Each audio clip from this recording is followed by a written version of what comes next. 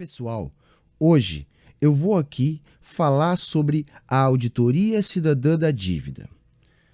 Um grupo que há mais de 20 anos luta pela auditoria da dívida pública.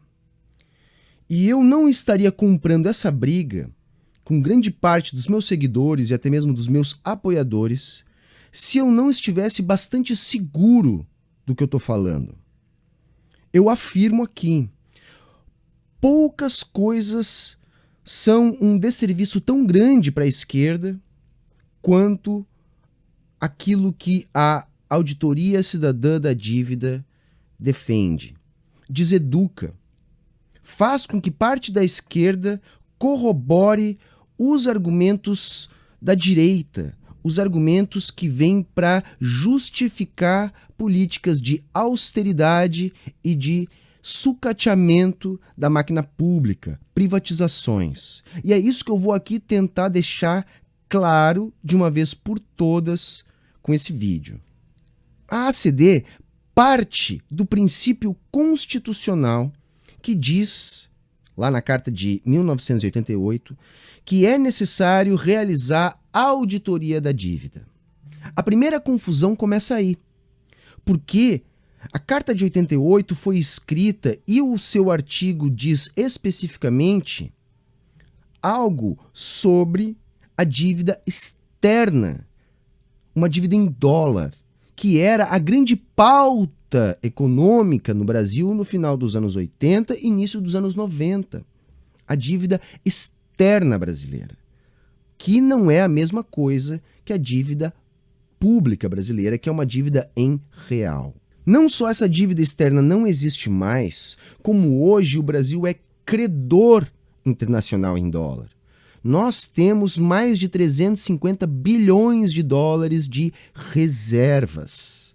Então o Brasil não só não tem dívida em dólar, como ele tem reservas em dólar. Só que a ACD argumenta que a dívida externa brasileira, uma dívida em dólar, foi transformada em dívida pública. Que o Brasil hoje não tem uma grande dívida externa, porque, na verdade, essa dívida está toda transformada em dívida pública. Eu vou dizer para vocês que isso é verdade, só que isso é bom. É bom porque uma dívida em dólar é uma dívida em moeda que nós não emitimos. Uma dívida em real é um problema bem menor. Aliás, como eu vou sustentar aqui, em muitos casos é a solução para o desenvolvimento da economia capitalista. Gente, o dólar só entra no Brasil através da venda dos nossos produtos ou serviços, ou ainda papéis, para o estrangeiro. O real nós emitimos. O que faz com que não exista qualquer coisa que nós não consigamos pagar em real. Qualquer dívida em real, o governo brasileiro sempre vai poder pagar. Dito isso, vamos pensar o seguinte: qualquer pessoa, quando escuta que existe uma dívida, logo imagina que essa dívida deve ser paga. Quando escuta dívida pública, imagina que é uma dívida do governo.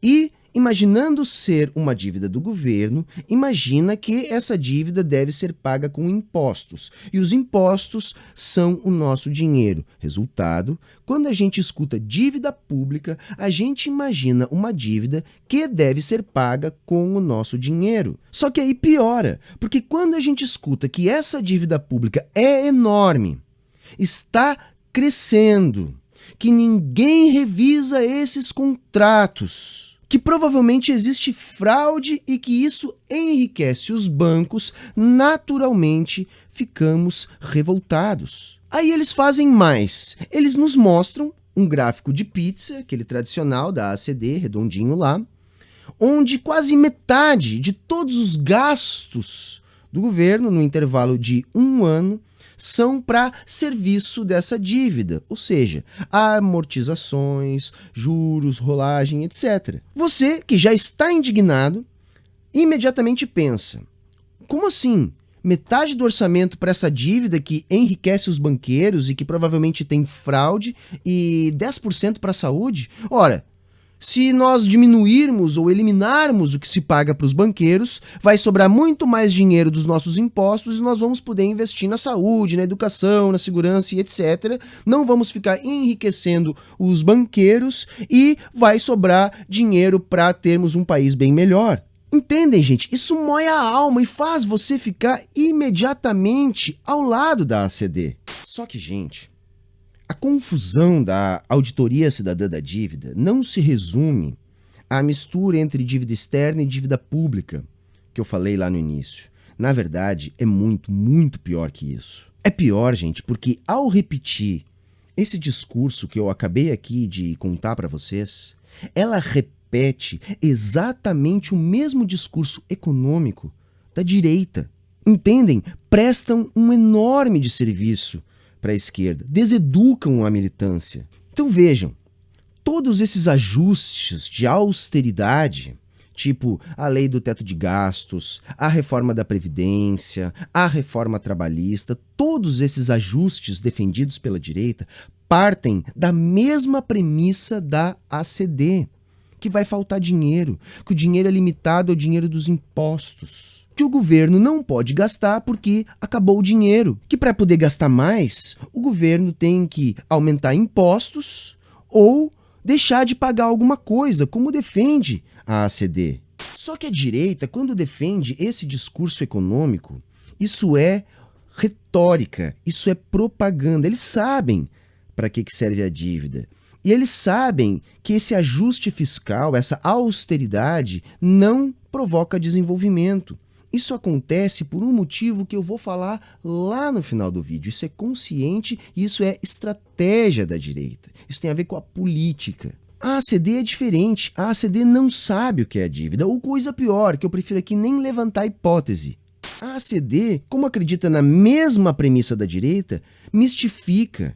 Mistifica dizendo que a austeridade, esses ajustes, só são necessários porque grande parte do que o governo paga, a metade praticamente, é juros para bancos. Eles dizem que é por isso que não tem dinheiro. Então, eles defendem auditar para diminuir a fatia que se paga para juros, rolagem, amortizações. Então é isso que eles defendem. Embora eles digam que não é calote que eles querem, ao rever contratos, encontrar fraudes, o que vão fazer com esses contratos? Ora, se os contratos forem fraudados, segundo eles serão cancelados. Isso é, sim, calote. A questão é que não são contratos, até isso é uma coisa louca que eles misturam. Mas vamos lá, vamos ao que interessa. Seguinte, primeiro ponto. Essa dívida não é uma dívida que existe para ser paga. Segundo, ela é uma dívida feita para crescer. E terceiro, ela não é paga com os nossos impostos. É uma dívida paga com mais dívida. A dívida nova paga a dívida velha, paga os juros, paga a rolagem. Se você ainda não viu o meu vídeo dessa semana explicando essa mecânica, ele está aqui na descrição. Pausa agora, vai lá, assiste ao vídeo que você vai entender por que eu estou afirmando isso sobre a dívida. Aí você pega vídeos da Auditoria Cidadã da Dívida, eles negam isso, eles dizem não, porque eles falam que essa dívida é paga com mais dívida. Eles simplesmente negam. Mas é tão maluco ver eles negando isso, porque, por exemplo, o Brasil está em déficit primário já há alguns anos. O que significa isso? Significa que é impossível que essa dívida não esteja sendo paga com mais dívida. Sabe o que isso significa? Que a dívida nova está pagando a dívida velha e mais uma parte dos serviços que não são da dívida. Impostos só estariam pagando alguma parte dessa dívida se estivéssemos em superávit primário, que é justamente o que a ACD defende. E não coincidentemente é o que a direita defende. Então o papo é o seguinte, sabe aquele gráfico de pizza que eles vivem mostrando? Se nós eliminássemos ali a parte da dívida, não sobraria metade do orçamento. Seria como se nós cortássemos a pizza no meio e sobrasse só a metade. E como estamos em déficit primário, não seria só isso. Seria como se cortássemos metade da pizza, tirássemos metade fora e mais um pedacinho do orçamento ainda junto. Quer dizer, ao contrário do que intuitivamente a gente pensa, se eliminássemos aquela parcela ali de dívida, sobraria ainda menos dinheiro para saúde e para educação e para todo o resto. Esse gráfico de pizza da ACD, ele é feito sobre o total de despesas.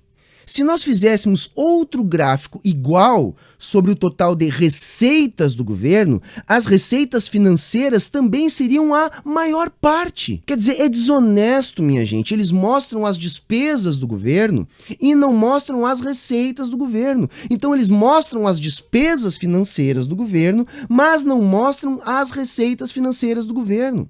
Se nós olharmos os gráficos de pizza dos outros países do mundo, todos vão ser coisas parecidas. A maior parte, serviço da dívida.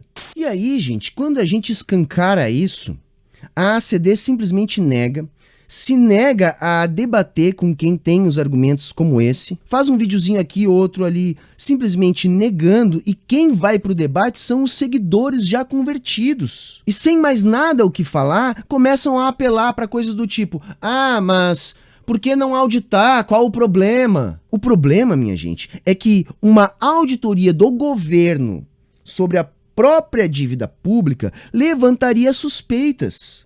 Por quê? Se fossem encontradas irregularidades, o que aconteceria com esses contratos?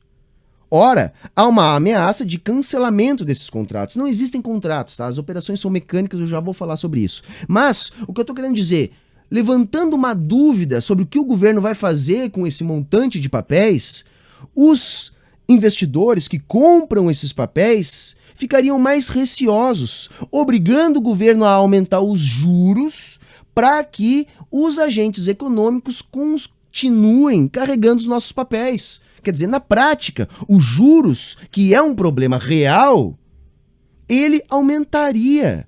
E quem ganha com os juros são os bancos. Quem paga juros é o trabalhador. Entendem? A dívida não é o problema. Os juros, sim.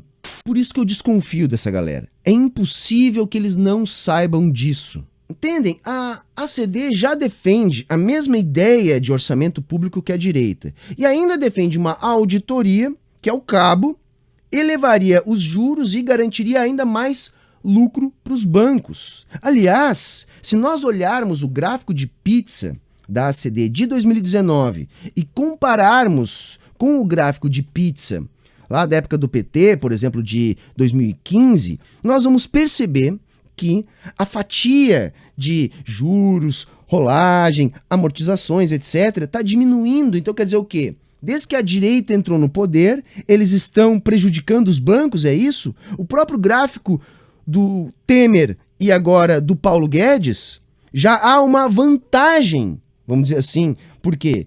Porque é menos que está se pagando de juros e amortizações. Então o Paulo Guedes é inimigo dos bancos? Você realmente acredita nisso? Saca quem é a esquerda aqui? Quem é que está falando besteira? Sim, porque se vocês estão entendendo, diminuir a dívida não significa mais dinheiro disponível. Significa menos. Humberto, você acha que não tem fraude, que esse sistema não beneficia os mais ricos, que não beneficia os bancos? Bom, primeiro que, pela lógica da ACD, Paulo Guedes é um aliado, isso eu já expliquei. E segundo, a fraude tem nome e todo mundo conhece, ela se chama capitalismo. Entendam uma coisa, gente, o capitalismo não se derruba com auditoria. É esse sistema que enriquece os mais ricos, os bancos e etc. E se você continuar insistindo, tá, Humberto, mas não tem fraude? Tipo, e os swaps cambiais e esses contratos que ninguém vê? Gente, assistam ao vídeo que eu indiquei que está aqui na descrição. Não se trata de contratos, são operações de fluxo financeiro. Não tem como, por exemplo, isso passar pelo Congresso. Isso é absolutamente inviável, não é assim que funciona em nenhum lugar do mundo. Quer dizer, não tem fraude não. É só o sistema da dívida que é central na estrutura do capitalismo. E swaps cambiais, gente, são instrumentos de política monetária. Eu vou resumir da seguinte maneira, é como uma troca. O governo paga um prêmio em real para assegurar a cotação do dólar. Ora, real nós não temos limite para gastar, dólar sim. O que vocês prefeririam? Que a gente queimasse reservas porque é a única outra opção? E se você disser, mas os bancos lucram com isso? Claro, gente, a gente está no capitalismo ou vocês esqueceram? Vender reservas em dólar, sim, é errado, porque essas podem acabar e aí teremos um grave problema. E aí, né, gente, depois que você demonstra tudo isso, vem o super trunfo. O super trunfo do pessoal da Auditoria Cidadã é, mas e o Equador?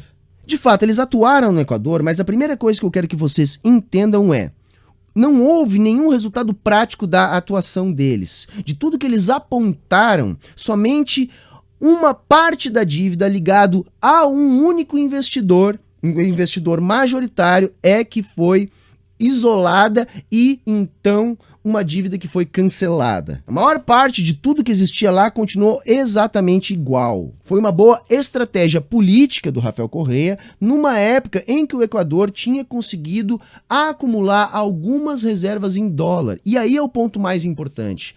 A economia do Equador é uma economia dolarizada. Quer dizer, era como se fosse uma dívida externa. Era uma dívida em dólar. Eles isolaram um credor e deram um calote. Como tinham reservas e aí começou um movimento de crescimento no país, isso foi extremamente positivo. Mas nós não podemos comparar uma economia que não tem moeda soberana com economias que têm moeda soberana. É o mesmo caso da Grécia, que usa o euro.